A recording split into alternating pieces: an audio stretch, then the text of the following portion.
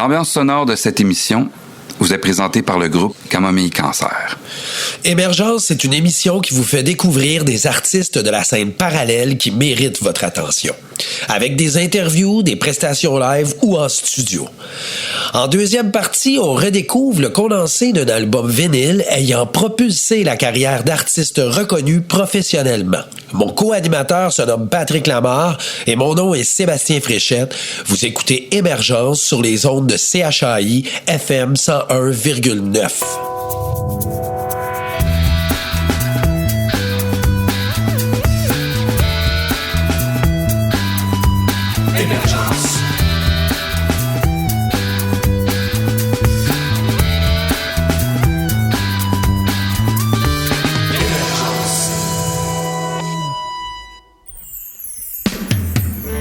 Aujourd'hui à Émergence, nous avons le plaisir de recevoir le bassiste claviériste Sébastien Provençal de la formation Population 2.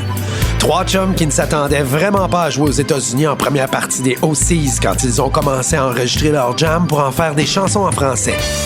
C'est Pierre-Luc Gratton qui compose les textes et qui joue de la batterie, tandis que Tristan Lacombe, lui, joue de la guitare, de l'orgue ainsi que du piano électrique. La formation psychédélique vient tout juste de nous offrir un EP de 4 chansons intitulé Serpent et Échelle. Il est appuyé par 4 vidéoclips conceptuels fort intéressants qui nous ramènent à la pomme, au serpent et aux échelles. Ils seront demain sur les planches des Franco de Montréal et plus tard cet été au Festival d'été de Québec, pour ne nommer que ceux-ci. Sans plus attendre, rejoignons Sébastien au téléphone dans les studios de CHAI. Sébastien Provençal, salut! Salut, ça va? Ben oui, très très bien. Parle-nous un peu de ton background musical, là. T'as-tu étudié en musique ou quelque chose comme ça? Non, j'ai pas étudié en musique. Je suis un autodidacte. En fait, tous les membres de Population 2 sont autodidactes. OK, wow. On va te dire une affaire, vous... c'est pas ce qu'on peut s'imaginer quand on vous voit aller en show, là. Tu sais, j'ai pas mal écouté sur YouTube. Franchement, bravo à vous autres. C'est quoi qui vous a donné le goût de jouer de la musique? Mais toi, pour commencer, puis si tu le sais plus pour les autres, vas-y. Moi, ça a commencé dans l'adolescence. J'avais environ 14-15 ans. J'ai juste découvert que j'avais une facilité en fait à apprendre la musique rapidement, à comprendre les sons. Tout de suite, tous mes amis autour faisaient du skate. Il y avait toujours une guitare qui traînait. Fait qu'on faisait du skate. J'essayais de jouer de la guitare. Puis à un moment donné, il y a un gars qui m'avait dit « Hey, tu devrais jouer de la bass, s'il te plaît, dans mon band. J'ai pas de bassiste. » J'avais aucune notion de c'était quoi de la bass. OK. Et ça a juste arrivé comme là, ça. Après, j'ai rencontré Tristan au secondaire. Tristan, ça, c'est le claviériste, ça? Guitariste? On est trois, on est un trio, puis Tristan, c'est le claviériste guitariste. Puis okay. On a appris à jouer ensemble, je te dirais, à l'instant qu'on s'est rencontrés, on a tout appris des chansons comme qu'on voulait jouer. On a grandi avec du funkadelic, on a grandi avec du Curtis Mayfield, on a grandi avec du Hendrix, puis on a juste continué à fouiller dans ce son-là un peu psych. Ouais, pas mal. Avec ses influences un peu plus soul, avec un peu plus de... Moi, je viens d'un gros milieu punk, fait que les deux ensemble, on a essayé de mélanger ça. Puis c'est ça, les trois, on a appris à jouer ensemble, là, dans le fond. OK. Fait que c'est une amitié de longue date. Oui, absolument. Ça vaut au-dessus d'un bon 14-15 ans qu'on joue de la musique ensemble. Là. OK, fait que ça fait... Puis Population 2, ça existe depuis quand, ça? On a créé le groupe avec Pierre-Luc en 2017. Ça va faire 7 ans cet été. OK. Vous vous connaissez donc depuis longtemps, là. C'est qui, dans le fond, qui initie les chansons, là? Comment vous travaillez en groupe, vous autres? Les trois, on a toujours travaillé en fonction d'improviser. Okay. Quand on se voyait, mettons, un de nos amis, il y avait un studio, puis on a pratiqué là, je te dirais, là, 1 an et demi, maximum 2 ans. Les premières années de la conception, on faisait juste improviser. Là. On était bien influencés par des groupes des années 70, l'Allemagne, crowd rock, que ça s'appelle. Fait qu'on aimait l'idée de pouvoir juste improviser. All right. Laisser parler l'instant présent puis le flow créatif comme ça. Puis quand on a découvert que Pierre-Luc écrivait les paroles, qu'il était capable de pouvoir chanter, jouer de la batterie, tout de suite on a commencé à bâtir des chansons autour des sessions improvisées. On enregistre tout ce qu'on fait. après, si je peux dire en anglais, on cherry-pick qu'est-ce qu'on veut vraiment bâtir les chansons. Puis encore aujourd'hui, c'est vraiment le créneau d'écriture qu'on fait. Ben, on voit un peu vos influences de vouloir explorer dans le fait que tu joues de la bass 8 cordes. J'ai pas vu ça souvent. Puis je pense aussi de la fretless. Fait que, ce qui est vraiment drôle, c'est que sur le stage, on est 3, mais Tristan, il y a une 12 cordes. Ben oui! 12 cordes, fait qu'à 3, on a 20 cordes sur le stage. Fait que tout le temps, ben oui. Ça s'est fait naturellement. Là. On fait de la recherche, on fait constamment de la découverte d'instruments puis de sonorité, puis on l'agrémente à notre groupe, puis on fait beaucoup d'essais-erreurs, c'est surtout ça. Là, tu peux pas vraiment calculer exactement où est-ce que ça va aller. Tu as une idée, puis après tu l'exécutes, tu vois si ça fonctionne avec ce que tu fais. Puis à date, nous, on est très chanceux de pouvoir continuer à faire ce créneau-là, improvisatoire-là, là, c'est très, très dans le plan. La règle de la créativité, c'est de recommencer, tu sais, c'est ça. Ouais, puis ça participe à votre son, moi, je pense. Moi, je reconnais du vieux King Crimson là-dedans, du vieux Pink Floyd aussi. On a juste sauté dans ce créneau-là inconnu, de sauter du riff très acide à OK, là, après, on s'en va vers des sons orchestrales de Mellotron. Ben, c'est cool des bandes qui pètent pas plus haut que le trou. Sérieux, là? Moi, j'aime ça. Authentique, tu sais, c'est... Ouais. Ben, merci, Seb. Rien, fait plaisir. Écoute, quelle chanson que tu nous proposes pour commencer? Je voulais vous présenter la première chanson, c'est RB. À Émergence, Population 2.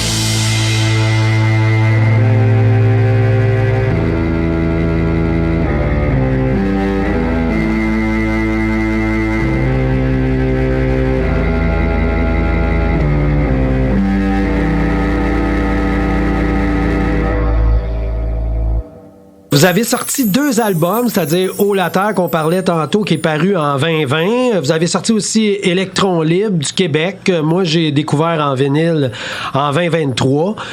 C'est qui, dans le fond, qui produit vos disques? Ben, par production, c'est nous-mêmes, là. Dans le fond, on va écrire, puis après, on rentre en studio, puis on vérifie si on peut avoir un producteur. Les premiers trucs qu'on faisait, c'était des do-it-yourself release, là. C'était fait par nous-mêmes, puis on les sortait nous-mêmes, puis après, on a commencé à travailler avec des producteurs. Mais sinon, là, notre premier label, c'était un label américain qui s'appelle Castle Face. OK. Puis après, on avait un contact chez Bon Sound au Québec qui était vraiment intéressé à nous écouter. Fait qu'on a commencé à travailler avec quelqu'un chez Bon Sound. Puis là, ça va très bien. Là. On est vraiment choyé de travailler avec ces gens-là. Là. Donc là, vous enregistrez dans des studios. Là. Vous enregistrez pas chez vous. Vous faites des démos chez vous, puis après ça, vous allez enregistrer. Ouais, on fait bien des démos dans notre local. Puis après, on se book un studio. Par contre, on fait juste y aller, OK, on se met une limite de 4 jours. Si l'album est fini, sinon c'est pas plus grave que ça, on rebookera d'autres dates. Là. OK. Puis là, c'est votre maison de 10 dans le fond qui paye. Ça dépend, là, comment dire, c'est qu'il peut y avoir une certaine avance pour faire l'album, sinon c'est pas mal nous qui avance le cash, nous autres mêmes. OK.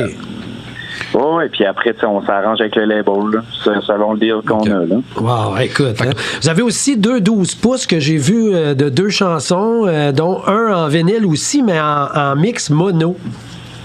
Pourquoi? Non, ouais, c'est ça. Ça, c'est le release Do It Yourself qu'on a fait. Là. On a fait ça quand on a commencé avec Pierre-Luc en 2017, parce qu'avant, on avait Thierry qui était au drum, on était chez Instrumental. OK. Tout de suite, on voulait enregistrer quelque chose avec Pierre-Luc, puis on avait eu le concept de faire un 10 pouces. C'était une chanson de 10 minutes sur un side, puis d'une autre chanson de 10 minutes sur l'autre side. On voulait vraiment explorer le médium de tu écris en fonction de comment tu veux release ta musique, tu sais. Mm-hmm. Puis on avait fait 50 copies, là. Fait que c'est la première chose qu'on a faite, puis après, on avait des chansons, puis on a décidé d'aller enregistrer à la hauteur, puis on l'a envoyé à quelqu'un.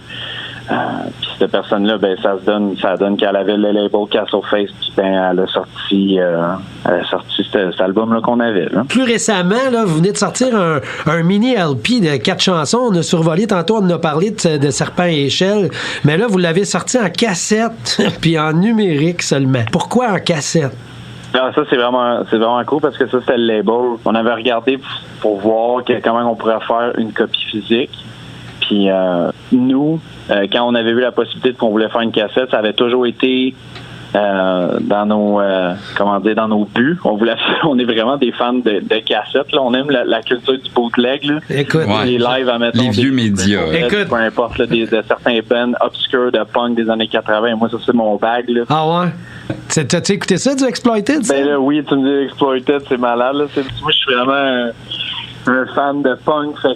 Serpent Échelle, ce qu'on voulait avoir, c'était que t'aies 4 chansons, puis que là, l'autre côté de la cassette, t'as des lives qu'on a fait, qu'on est allé aux États-Unis en 2023, puis qu'on avait des gens qui nous bootleguaient, là, des gens qui nous envoyaient des files de, mettons, Orlando Live ou de Beauxbatons. Cet engouement-là de pouvoir capturer les bands puis après nous envoyer comment ils sonnent. Mais visiblement, là, ça veut dire qu'on est pas mal dans le concept années 70-80, là, quand je t'écoute parler. Là, vous êtes libre.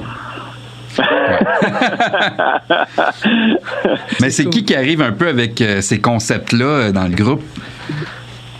Je te dirais que les trois, on arrive avec une certaine narration, si je peux dire, biologie, admettons, des chansons. Okay. Par contre, Pierre-Luc vient vraiment appuyer le tout, tu sais, vraiment comme seal the deal, comme on dit en anglais, là, avec ses paroles. Là. Ouais. Là, depuis qu'on travaille avec quelqu'un en visuel au label avec qu'on travaille, Hugo, il est incroyable. Hugo Janson, en directeur artistique, c'est vraiment cool. Il comprend vraiment bien qu'est-ce qu'on fait. Fait que les deux ensemble, le Ben puis Hugo, c'est un mariage parfait. Là, on fait vraiment des trucs que nous, on apprécie puis lui tripe. Fait que ça, c'est cool. Là. On fait juste avancer de l'avant. Là. Où on peut vous trouver? Toutes les plateformes de streaming, c'est possible de nous écouter. Bandcamp, c'est toujours le plus cool là, pour les bands. Là. Mm-hmm. Puis on est dans tous les disquaires. Là. Tu peux commander facilement des albums de Population 2. Tu sais, quand on vend des albums jusqu'en Australie puis en Nouvelle-Zélande. Fait que l'Océanie, tu sais, on se rend là, fait que c'est possible de commencer. Wow! Ben oui. Cool. Ouais, bien en français, en plus, c'est ça qui est fascinant, là. On vous présente Population 2 avec la pièce Comme tu le souhaites, Ding Dong. Vous écoutez Émergence sur les ondes de CHAI 101,9.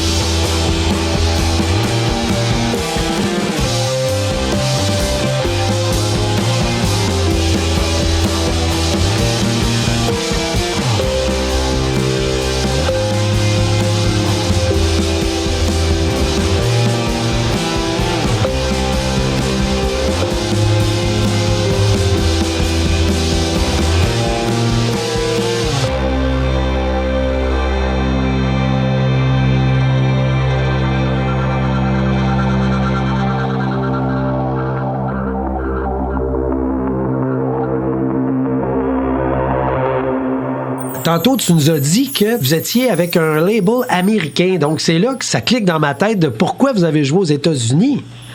C'est vraiment cool là, pour 3 gars que quand on a commencé à jouer de la musique, on n'avait aucune attente, certaine ambition de pouvoir faire des spectacles au Québec, puis peut-être au Canada, là, mais sinon de pouvoir se promener comme on peut faire en ce moment, on est très, très, très, très chanceux. En septembre 2023, on a fait une tournée avec les OC, un groupe légendaire de la oui, on connaît puis, très bien même. Premier show, tu joues au Thalia Hall à Chicago, puis tu as 2000 personnes. T'es vraiment pas en terre. Tu dis, hey, salut, comment ça va? T'es en terre de hi, how's it going? ouais, définitivement.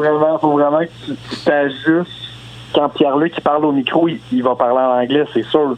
Mais comme la musique va pas changer, là, c'est la même band. Là. Mais quel genre de réaction que le public américain a face à vous?